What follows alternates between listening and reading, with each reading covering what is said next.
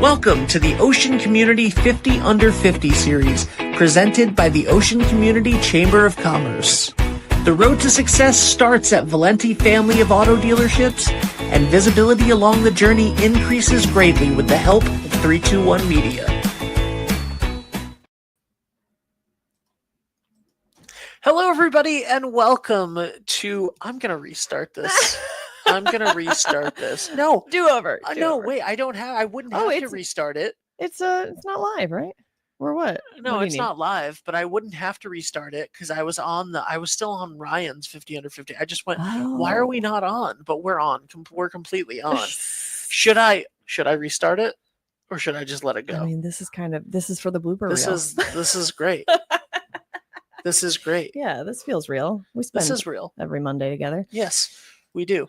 Welcome to the 50 Under 50 by the Ocean Community Chamber of Commerce, powered by Valenti family of dealerships. My name is Ben Barber from 321 Media, and I am very excited because today's 50 Under 50 honoree is Nicole DiMattei. Nicole. Hi. How are you? I'm good. How are you? I'm very good. You are the artistic director of the Granite Theatre. I am the theatre, yes. And now it's going to be the uncomfortable part. I know we do literally a show together every Monday, but I'm still I messed up the beginning because I can't. Okay, so I just finished the Ryan Saunders interview, and I had to keep his studio up and open so that it would upload to the cloud and stuff. And so when I went and looked at the thing after the intro, I was like, why is it not in there? I clicked the wrong link. Anyway, now it's the part in the show where I read you your bio. I read your bio at you. At me. Even better. Here we go. Nicole DiMattei is the artistic director of the Granite Theatre in Westerly, Rhode Island, where she has significantly elevated the theater's profile and expanded its reach. Before joining the Granite Theatre, Nicole spent nearly 2 decades in New York City as an actor, director, choreographer, and producer. She is known for her 4 off-Broadway shows, 2 of which made it to the top 100 longest-running off-Broadway productions of all time. What? I know. Look at you. That's fantastic. Yeah, thank you. Yeah. Yes. Stop it. Thank you. Nicole also has a diverse background in writing, having ghostwritten 14 novels, been a finalist for the Disney ABC Writers Program, and had a pilot optioned by Lionsgate Entertainment. Okay, we have to talk about all of this. Since making Westerly her home, Nicole has become a vital figure in her community. She is a board member of the Greater Mystic Chamber of Commerce and has co-directed the Chorus of Westerly's production of A Celebration of Twelfth Night. Nicole has also co-written an upcoming Sea Lion show at the Mystic Aquarium and is deeply involved in uniting local arts organizations such as the United Theater, the Chorus of Westerly, and the Granite Theater to foster a collaborative entertainment scene. Under Nicole's leadership, the Granite Theater has raised the level of children's theater, adding kids classes, a summer camp, and providing opportunities for neurodivergent actors. She has been instrumental in the creation of the Westies, an award honoring volunteerism in the community. When not at the theater, Nicole enjoys time with her husband, pianist and physical therapist Arthur Miliazza.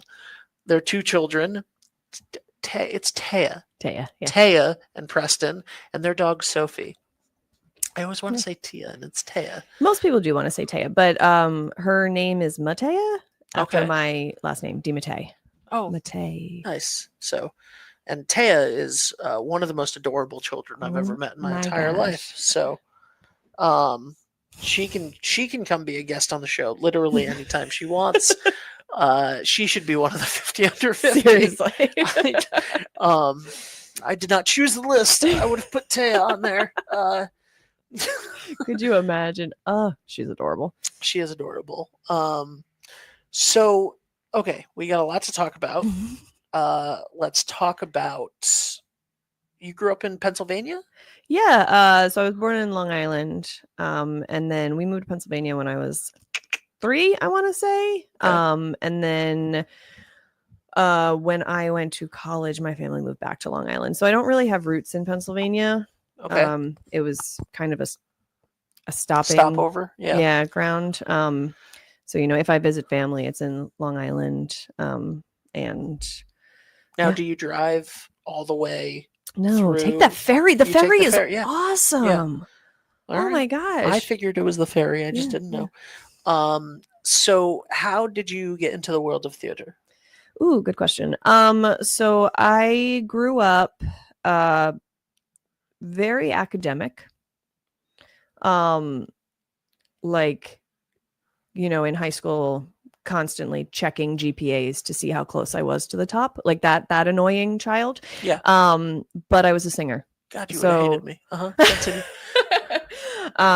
so from, you know, uh my school was, kindergarten through sixth, and then seventh, eighth, ninth, and then 10, 11, 12.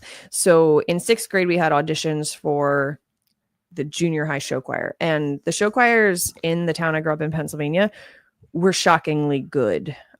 We did competitions, like national competitions. We sang in Europe.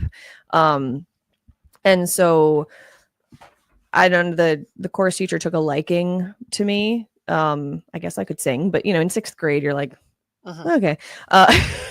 And yeah, so I got really, really into singing. And so I thought I was going to go to school for opera, musical performance, vocal performance, but I had seen 4 Broadway shows in my life, and I was like, that looks like it's more fun than opera. What were they? Beauty and the Beast, Okay. Les Mis, Okay. probably Phantom of the Opera. I'm trying to think of what I saw before I was 18. Do you know what I mean? Sure. So probably Phantom, but Beauty and the Beast was my first show. And then I saw such a disappointing. I think I've told we you. have definitely talked about your disappointing where he did not sing. Yeah, the Beast song. didn't sing. The rest of the cast was great, including Donny Osmond. Donny Osmond, yes. That's why the Beast didn't sing. He couldn't compare. Cool. Why would he compare to Donny Osmond? To Joseph. But yeah, so, and it was, I laugh because, my first year of, I went to a musical theater conservatory. Obviously, we went to the same one. Oh my God, that's right. You forgot. I literally forgot we went to the same school. That was it. When I decided I was going into musical theater, I think AMDA was the only musical theater conservatory I applied to. The others were for opera and vocal performance. So that last decision to go into musical theater, and just the intense training that AMDA had, that was so musical theater focused, because I didn't know what it was. I didn't know what musical theater was. So, which, on another note, is why I so care about the youth program, because I didn't know anything about musical theater when I went into it. And although I've had a good amount of success in theater, I feel like had I known more prior, I would have been a step ahead, Yeah. I had to learn a lot in my 20s. I have to say, I don't know that at AMDA, I don't know that you would have been a step ahead. I think that they liked people that didn't know a lot about I have mixed feelings about AMDA. Though, in general, me too. So, me too. But I also wasn't in the musical theater program. I was in the studio program. What year did you graduate from AMDA? 2005. Okay. So that's when you started, right? I started in 06. 06. Yeah. Okay. All right. So, you're just a tad older than me. Dad. I'll take that as a win for me. I'm just around all of these people now, and I'm like, I'm so old all the time. So, when your doctors start getting older than you, younger than you, that's the weird thing. Yeah, exactly. Yeah. But anyway, yeah. So we were both AMDA pandas. AMDA pandas, yes. And so so that I was it was a last minute decision. You know, I even in I want to say 11th grade, I went to the FBI Academy and took forensic science courses. This is what I'm saying. It was an extreme path, but I do think that, so I had so many interests, and then, 17-year-old Nicole was like, but if I'm an actor, I can do everything. I can pretend to be anyone I want. Okay. I have a serious question here. How did someone go? Because AMDA's not like this now. But when we went, you didn't get anything for graduating. Like, a performance certificate. yeah, that's nothing. No, and then $60,000 for a performance I know. certificate is nothing. I remember the number because I'm still paying it. So $60,000 for a performance certificate, for a 2-year conservatory. But okay, listen, I get me, right, who handed in other people's final research papers to graduate high school. I get me going to that conservatory where you get nothing. But like, it's not like it was Juilliard or something. Like, you could have gone to NYU and been in the acting program, which was fantastic. Like, there's so many other options for that. I'm surprised that you chose the school that didn't have any academic. It was a wow, because as I said, I was so academic that I was like, I need a break. And in Europe, I would have taken a gap year. Yeah. But instead I was like, let me just do theater, right? Right. Which was really great for me because the program itself, it was a year and a half, right? It was October, and you go through the summer. So it was October through February. If you go through the summer. Yeah, and I did not go through the summer. So October through February, and then I had a ton of AP classes. If you didn't go through the summer, we would have been there at the same time. Yeah. There we go. All right. But yeah, I had a ton of AP classes, and then I took a handful of courses, Empire State College, something like that, just to get my degree. So I have a bachelor's, just in case, because I was thinking, well, down the road, if I ever want to get into teaching and have to get a master's, at least you'll have the bachelor's. 23-year-old Nicole has a bachelor's degree. Yeah. There was a, to be fair to AMDA, there was a pathway to take the credits that you have in the arts and go to like the new school something and get a bachelor's degree. But the thing about the new school was the classes were in person. Right. I was touring, so I was able to take all the classes online. So how quickly were you touring after you graduated from AMDA? That's an excellent question. I spent right after I graduated, I got a job at Disney World. So I was there for almost a year. And then right when I got back, I want to say I must have gotten back in like September or October. And I auditioned for Christmas Carol at the Gateway Playhouse. Okay. And then so I did Christmas there.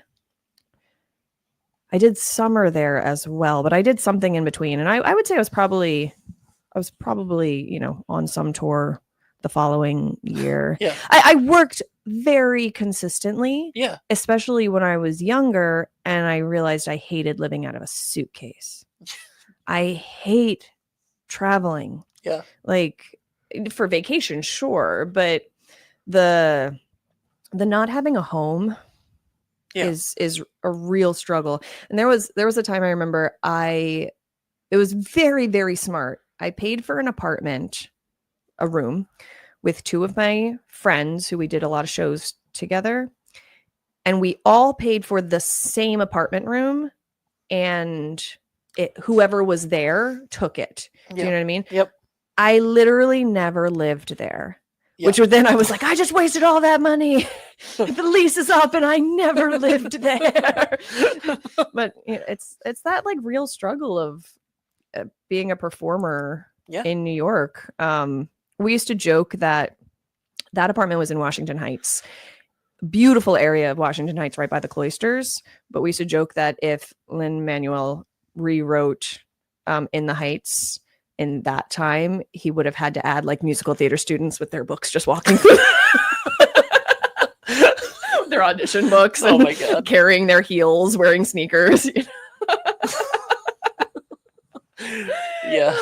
So it's accurate. But like that's what I'm saying. I just feel like and so much of me now is like, I remember being exhausted and not going to dance class, and like I just can't do it. And now I'm like, oh my gosh, I wish, because I know I had more energy then. I wish I went to dance class more, or you know what I mean? I wish I learned even more in that time when I had the time and energy. And again, I say that as someone who has had tremendous success in theater. Yes, yes, you have. But like there's this as someone in the arts, you're just always striving to be better. Yeah. And to grow, and there's never a stopping point, there's never a time when the work is done. No. And did I ever tell you that I got told my teacher, one of my teachers, my acting teacher, my main acting teacher, actually encouraged me to leave EMDA? Oh my gosh, who was your main acting teacher? Blake Hackler. I think it was his first year, and we had a conversation, and he was like, "You're great. I think you're great at this. I think you've really come into your own. But I think, we've talked about how you had your own theater company back in Rhode Island before you came here, because I did take a gap year. And that's the other thing. That's the other. I was going to say, I thought we were 1 year apart. We are 1 year apart. Yeah. I took a gap year, and you hurried through, so we would have gone to school together. Oh, that would be fun. Aww. We would have known each other. But we might have had like pictures passing in the hallway. Yeah, that would have been cool. Did you were you at AMDA with Jason Derulo? Yes. Yeah. Hold on.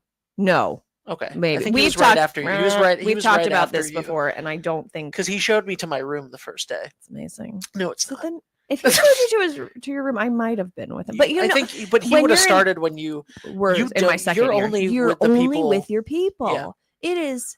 You have 20 people in your class, and you, except for dance, where you switch into, and theory. Yes. You weren't in music. But I did. I had a couple. I had a music like elective. Like you could choose. Like you could choose like stage fighting or Shakespeare. You could choose Shakespeare. That's what it was for studio. You could choose Shakespeare or musical theater. And I chose musical theater because I hate Shakespeare.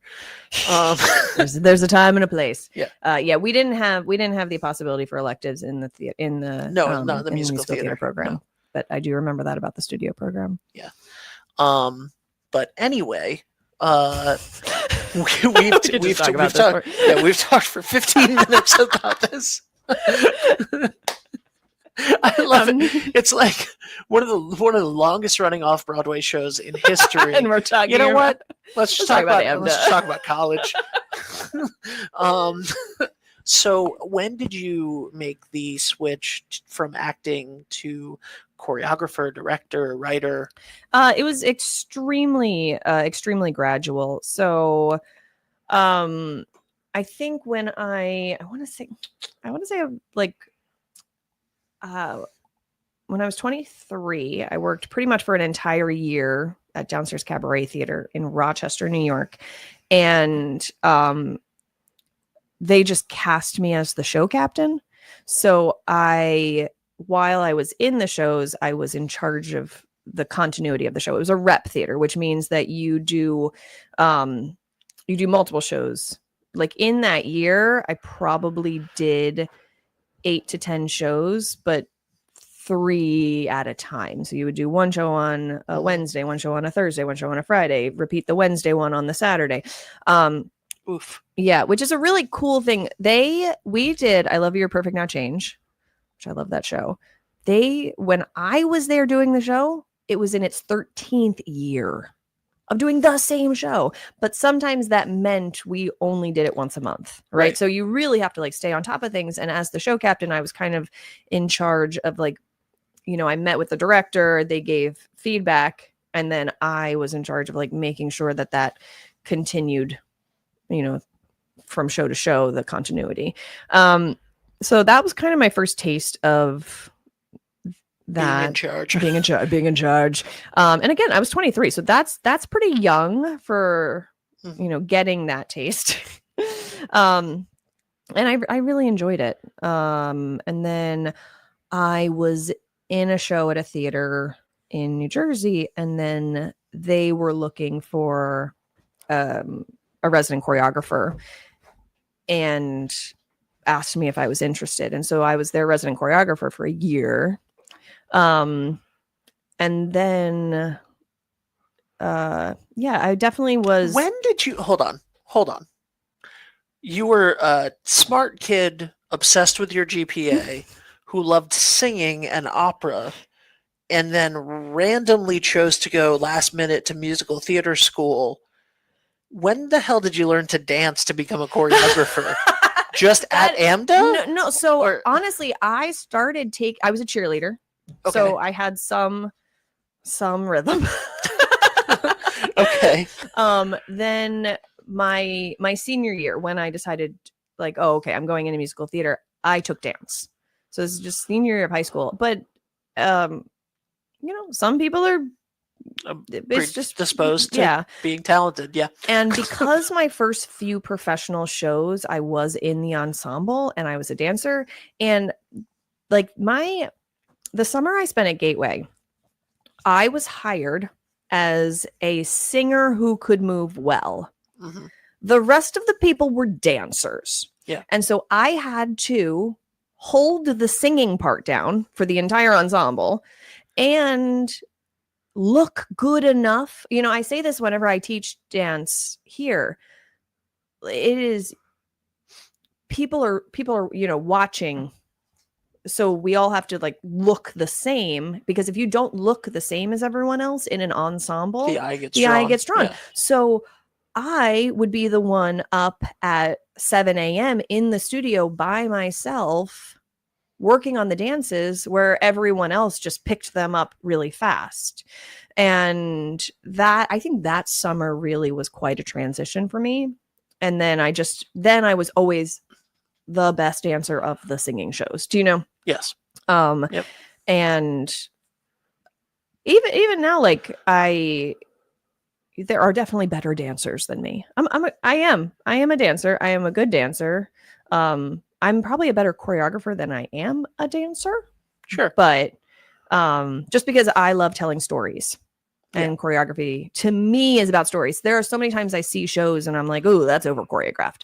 That was not necessary, So anyway, yeah, I just fell in love with theater, and you fall in love with all aspects of theater. You really do. Including drinking. No, I'm kidding. That was a bad transition into the Imbible and the Imbible universe. The Imbible universe, absolutely. Explain it. Yeah. So, also when I was 23, between shows, I was hired as a bartender at a restaurant in New York, and Anthony, who Anthony Caparelli, he was the opening manager. So he was essentially brought on to open a new restaurant.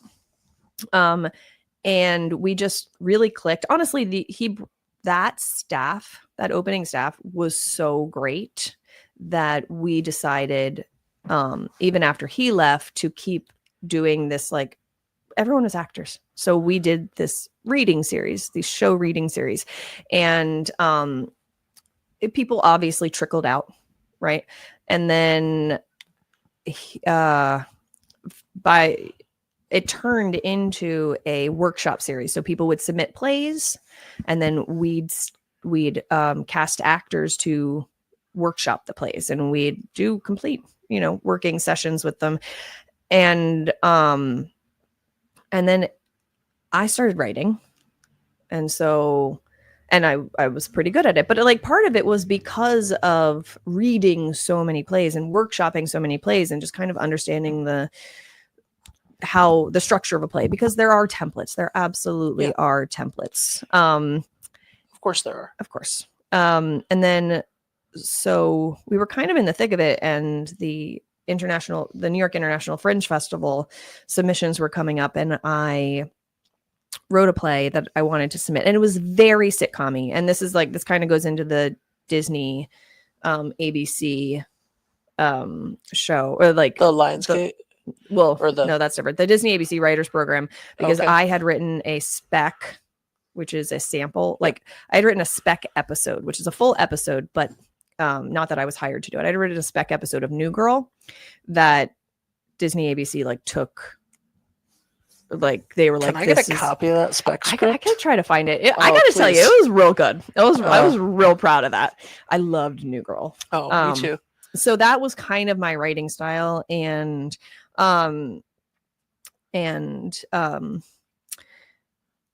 so anyway, so I wrote a very like sitcom-y kind of show, and I said to Anthony, like, hey, I'm gonna submit this, and he was like, what if and at that time, Anthony's the brand ambassador for, or sorry, he's the director of beverage studies for the Institute of Culinary Education. So we were doing workshops on like performing workshops, I would say, performing masterclasses about alcohol for these cocktail conventions all over the country. Mm-hmm. And they were a show. We did science experiments, we wore costumes, it was a blast. And he's like, what if I turned our little masterclass that we've been taking around into a show? And we submitted that to Fringe. And I was like, great. So here's the plan. If whichever one gets in, we'll focus on that one. If not, and then if none of them get in, he was like, we'll do yours first and then we'll do mine. And I was like, no, we'll do yours first because yours is the one that's going to make money, because it's about the history of alcohol and we're giving away 3 drinks during the show as you taste your way through history. And so like we had this plan, and then of course both of them got into the festival. And so they were both obviously very well received, but the Imbible got just swept into this crazy media frenzy because we ended up on the front page of the New York Times art section, and then just sold out every show. They asked us to come back and do 5 more as part of an encore series. And so I think of the 200 some shows that were in the festival, only 8 were chosen for this encore series. And so we were one of them. And then we sold all those out. And so the theater that we did the encore series at, which is the Soho Playhouse, just said, do you want to stay? And we're like, okay, we'll do maybe it was like Friday and Saturday nights. And so we booked 5 weeks of Friday and Saturday nights at the theater. And like, that's what's really important to remember. Anthony made a joke the other day that was like, they say, what does it take to get to Carnegie Hall? Practice? No, it takes a checkbook, because you can rent out the space. And that's essentially what it is. You rent a Broadway theater, so if you have the checkbook, the thing is you have to get the money to. Yes. And so, you can do a show. You can absolutely do any closes show. And you can lose all your money. That yes, Max Bialystock, the producer's opening night, closing night. You can do that. But yeah, so those shows then sold out. So then we were like, okay, we'll keep this going. Okay, we'll add Thursdays. Oh, Broadway's dark on Mondays. We'll add Mondays. Oh, we should do a matinee, but do we? Okay, so we'll do a 5 o'clock show because it's definitely a nighttime show. And then, well, now what about and then we moved to New World Stages, which is in Times Square. And then we were like, well, we should add a brunch show. Okay, we'll do a brunch show. Well, we need a Christmas show. So we did a Christmas show. And then I wanted to do Imbible on a boat. And so we did a New York City cruise line where we did Rum and Pirates, so God. And so this was our year. We did Spirited History and day drinking all year long. In the summer, we did Rum and Pirates. And at Christmas, we did Christmas Carol cocktails. The week between Christmas and New Year's, we had 18 shows every year. Wow. Yeah. Wow.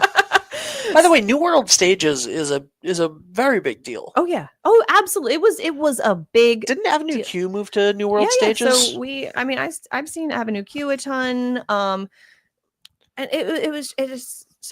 New World Stages is a theater. It was a movie theater. So now it is 5 theaters. Like there are just 5 theaters in the space, and we occupied their cabaret lounge. So, and it was amazing just to be surrounded by the Gazillion Bubble Show was the kids show there. Awesome. So awesome. The Play That Goes Wrong was there. But tons. And we were at New World for 3 years. So that 3.5, that there were just a ton of shows that came in and out of there that were really great. And just I'm just saying, for reference for people, the musical that beat Wicked I know for the Tony, the musical that beat Wicked for the Tony after a 20-year run on Broadway, or 15-year run on Broadway, decided to move to this location next to the Bible. And we had Jersey Boys too. And Jersey Boys, wow. Which is, and by the way, if you've only seen the movie of Jersey Boys, you haven't seen Jersey Boys. No, I hated that movie. But I don't think I saw it. Oh, don't bother seeing it. I'm sorry. I don't know why Jersey Boys the movie is catching strays here, but okay, so that's amazing. This is an amazing. You and Ryan have been back to back now on this, and I'm just because I can talk to you guys forever. Like, we're already at 31 minutes of a 30-minute episode. We haven't even talked about this community. I know we haven't talked about the community. We haven't talked about any, but and because we're not going to talk about it very much now at this point. I just got to say, if anybody wants to know what's going on with Nicole's work in this community, check out Behind the Curtain every Monday at 10 a.m. on 321, because we go into a deep dive every single week about Nicole's work at the Granite Theater, and not only Nicole's work, but the work that she helps showcase of all of the incredible directors, actors, and all of that. So COVID happens. Yeah. So COVID happened. And so at that time when COVID hit, so backtrack just a slight, just to wrap up like the writing. When the Bible started, it was 2014, and I started writing books as like, just income, which was amazing. But that's also when the Disney ABC thing happened. And I went out to LA thinking I was going to love it. Like, I was like, it's a city on the beach. It's everything I want. And it's not. Yeah. It was my first time in LA. And I have never not, I don't know. I think I just had this idea about it, and I just did not connect to the city. And then you start going into like the hours that, TV is, and you just can't have a life outside of TV. You're doing 14-hour days, and sure, you're doing 22 weeks of an episode, but then everyone is writing then a movie, it's, yep. And I was like, that's not really where I see my life going at all.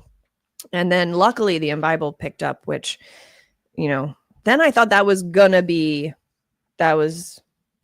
my thing. And the year before COVID, I also general managed an international tour. So that just meant I did a lot of contracts and helped with all like the budgeting and everything. A very like executive director kind of role in that show. So on March 12th, 2020, I had 5 shows close, which was a little shocking, even though I was optimistic. The mayor said Broadway shutting down for 4 weeks, and I started scheduling rehearsals. I was like, great, because there are those few songs in Day Drinking that I want, like I got new arrangements for, and I was like, we're going to rework this so that they're easier to teach new cast members. And so I scheduled rehearsal rooms, and they they were like, great, awesome, we'll see you on Sunday. And then the next day they called and they were like, we have to cancel these, like it was very, very weird, which was, which ended up being a my daughter was born March 17th. So, and she was 6 weeks premature. I might've been a little stressed out. A little bit. Now, were you stressed out because March 17th, 2020 is when Tom Brady left the Patriots? Not at all. I don't know why I know that. That's hilarious. I don't know why I know that. And continue. By the way, can I just say, for the last 15 minutes of this show, I have done such a good job controlling myself from derailing, because I want to derail because it's the back and I forth that know, we have yeah. so much. I have wanted to derail so many times. When you mentioned being on the cover of the New York Times art section, I was like, is that the thing that does Wordle? I just like, there are so many things in this that I just want to make jokes of, but I'm We even trying do to keep on the pop-ups. straight and I narrow. know. This is already the longest episode that we've ever had. You haven't even gotten to Westerly Westerly. yet. So anyway, Yeah. So continue. anyway, Anthony, though, my business partner, was less optimistic and like very much, Nicole, the world is about to shut down. Yeah. He was like, you don't, I get it, you don't see what's happening, but the world is about to shut down. The fact that they've already done this, we're done. And so him and his wife picked up and moved to Mystic. Yeah. And so when we were allowed to travel again, we started visiting and just fell in love with this area. And it got to the point where, Anthony and I produced the performing arts stage at the Mystic Outdoor Art Festival. We did that for the first year in 2021. And, we're doing it again this summer. So it now is a thing. And then we did a few, we wrote the Lantern Light Festival one year for the Seaport. And so we were definitely still working together, even if it was, from 120 miles apart. Exactly. We also did during like the height of COVID, we did a virtual theater festival with Playbill. That was fun. Oh, nice. Oh my gosh, so many things. Just trying. This is what I'm talking about. Like, we didn't even try to take a break. The world shut down. Yeah. They were like, theaters cannot open, and we're like, okay, great. What's next? Yep. So my husband Arthur and I, Miliazza. Yes. We found that every time we left, we were getting sad. And when you get home and you're like, oh, thank goodness, that was not what we were feeling at all. And so we were like, we think we need to make a decision about leaving the city, because the theater scene had changed. And even looking at theater jobs that I was interested in, I was not really interested in them. Yeah. And so, we were like, would it be awkward if we moved up here? And Anthony and his wife, Kelly, were like, no, please. That's what we've been trying to do. So, And so I made a list of theaters and opportunities in this area, and then I started to go on websites to write down contact information. And the first one on my list was the Granite Theater. And I opened up and it said seeking an artistic director. And I flat out emailed them and I was like, this might be old. I was like, I was about to reach out to you just to let you know, like, I'm planning on being here in like June, like sometime this summer. We're planning on moving to the area. So, take that as you will. Here's my resume. And then within 20 minutes, the president of the board, Dina, had called me and she was like, can we see you for an interview on Friday? And so we scheduled a Zoom interview. And, after talking to my husband and after talking to Anthony, it was this like, okay, if I actually do want to take this seriously, I should come up. Yeah. Like just show my face. I'm much better in person.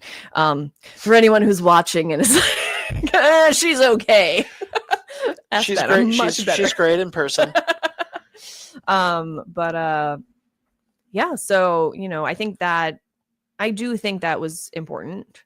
I think that showed a lot. And my son was 9 months old at the time. So I carted him around. And then they were like, can you start tomorrow? And so I did 4 months of commuting. Wow. While looking for a house, while trying to wrap everything up in New York. It was, and while like my husband was taking finals, because he went back to school. So like, I honestly don't know how we did it, but we're here and it's been wonderful. I know you grew up here and everyone is a huge fan of you. Oh, but everyone is a huge fan of you, Ben. Yes. Not everyone. we were told when we were moving here, the people that knew Westerly, like, oh my gosh, it's an amazing place, but they're not great with outsiders. Like it'll take you a few years to settle in. Like that was very much. And I got to tell you, Westerly has welcomed us with open arms. And like so many people ask us, like, do you miss New York? And we're like, no. Like we talk daily in the privacy of our home about how amazing this community is and how just like we love to be able to contribute to it and just be part of it. And the people. By the way, I grew up 20 minutes from here. Okay, I'm not from Westerly. I didn't go to Westerly High School. Oh, right, Charahoe. Yeah. So it's a little bit of a separation. To which some people have been like, they don't really take well to outsiders, and I'm like, outsiders. I've literally always been here, and but no, everyone's always been very sweet to me as well. So anyway. So we're already over 40 minutes. I'm so sorry. So listen, we're not going to cut any of it. But what I want to say is I'm just going to quickly wrap up the your portion of being here, because in the last 2 years? 2 years. In the last 2 years, you have done a tremendous job. You started with 13 people auditioning for every single show, including the kids show. The kids show had 13. Every single show that you did at the Granite, you had 13 people audition, which just goes to show you where the Granite was 2 years ago. And now you sold out Monty Python. You sold out the full Monty. Your first show of the year. You've had great shows here for the 25th season. You have so many more people audition for every show. It has become such a hotbed of talent, and there is such a buzz around the Granite Theater like I've never seen in 25 years of watching the Granite Theater. And it is really something special. You have added so much to the art community here. You and Anthony were a huge part of the revival of Twelfth Night at the Chorus of Westerly, which means so much to this community. You helped establish the Westie Awards, and to give back to the volunteers for the arts community and the people that are sort of the unsung heroes that aren't on stage and aren't in the spotlight. You have helped open the door to have these three organizations, the Chorus, the United Theater, and the Granite Theater, work together, which, as Ryan Saunders will tell you, has not always been the easiest thing in the world to get done. And it has been absolutely tremendous to see, as somebody who has been in the arts in this area for 20 years,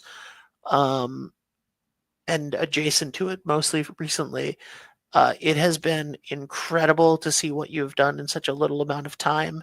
And I know that we spent 40 minutes talking about everything else other than the community.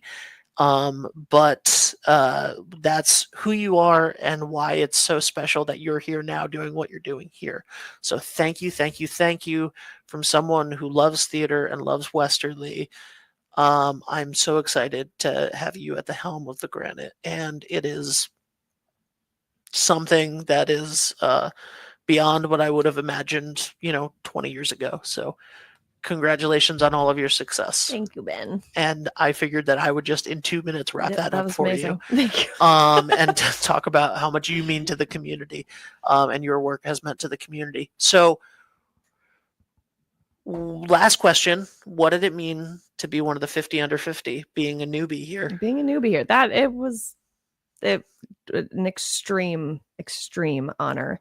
It has always been a goal of mine to contribute to any community I live in, and I'm really proud of I'm really proud of this community, but I am really proud to be part of it, and part in a way that is recognized, and just to get people, people stop me in the streets who I haven't met in the grocery store to just thank me and tell me that we're doing great things and that I've touched them in some way. And it's powerful, That's awesome. That's really awesome. Nicole, thank you so much for being Thank here. you. You are at 45 minutes. Oh, You are now I'm so officially sorry, the longest episode. You cut all the Amda stuff. No, that's gold. That was for us. That was for us. That was for us. Thank you guys so much for watching. Thank you to the Ocean Community Chamber of Commerce. Thank you to Valenti Family of Dealerships and 321 Media. Always feels weird saying that part. And I will see you guys soon. Bye for now.